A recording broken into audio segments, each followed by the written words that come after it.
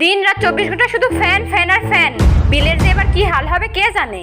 এই ফ্যানের বিল দিতে দিতেই একদিন ফকির হয়ে যাওয়া লাগবে। যত দোষ নন্দ ঘোষ, বাড়িতে এত লাইট মোটর রাইস কুকার, তার ওপর ওই যে এক বেটি খাড়াই আছে 24 ঘন্টা লোড নিতেই আছে, তাতে কিছু না। একটু বিল বেশি আসলে শুধু আমার ওপর চোটপাট। Mind your language. আমি বাড়িতে একটাই, তোদের মতো ঘর প্রতি একটা করে না। ও হ্যালো, আমরা শুধু সন্ধ্যার পরে জ্বলি, তোমার মতো 24 ঘন্টা না। দিনের বেলা জ্বললেও খুব বেশি সময় না, ওই ওদের কাজ সারতে যতটুকু সময় লাগে আর কি। আমার অত চাপ নাই, দিনে একবারই যথেষ্ট, সকাল অথবা দুপুরে। সে আমি আছি বলে, নয়তো ঘন্টায় 14 বার। তোমার পানি রাখতে রাখতে আমার পাল্লার পকেটগুলোই ঝুলে নেমেছে। তা যা বলেছো, দুপুরবেলার রিয়াকশনগুলো জাস্ট দেখার মতো। পুরো ট্যাঙ্কিটাই যদি তোমার পাল্লায় রাখতে পারতে।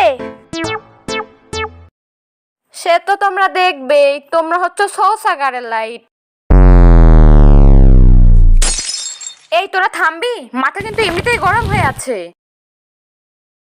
এদিকে দেখো, আমি 6 মাস হলো পড়ে আছি। একটা পিকচার টিউব লাগাতে কতই টাকা লাগে। মধ্যবিত্ত বাড়িতে পড়ে জীবনটাই শেষ। বড় লোকের বাড়িতে থাকলে ওরা আমায় দেখুক না দেখুক এমন অচল হয়ে পড়ে থাকতে হতো না। কাকে বলবো আর এসব কথা, জীবনটা পুরো বিটিভি হয়ে গেছে গো, কেউ দেখার নাই। মরণ, বড় লোকের ওয়ালে তোর মতো ঢোক ঝুলে থাকতে পারতিস। মধ্যবিত্ত বাড়ি বলে এখনো বাপদাদার স্মৃতি হিসেবে রেখে দিয়েছে, নয়তো কবেই ভাঙ্গারির দোকানে যেতিস। টেনশন নিও না দাদু, তোমার কাছ তো আমি সেরে দিই, রিল্যাক্স। এই বয়সে আর কত সার্ভিস দেবে গো। যাক বাবা, আমাকে তো এরা বেশি দিন ফেলে রাখেনি।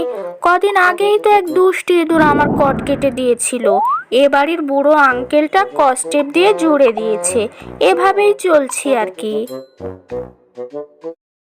আমার কথা কি আর বলবো, সেই যে বাড়ির বড় মেয়ের বিয়েতে দান হয়ে এসেছিলাম, 6 মাস তো শোকে যেই সাজায় রাখলো।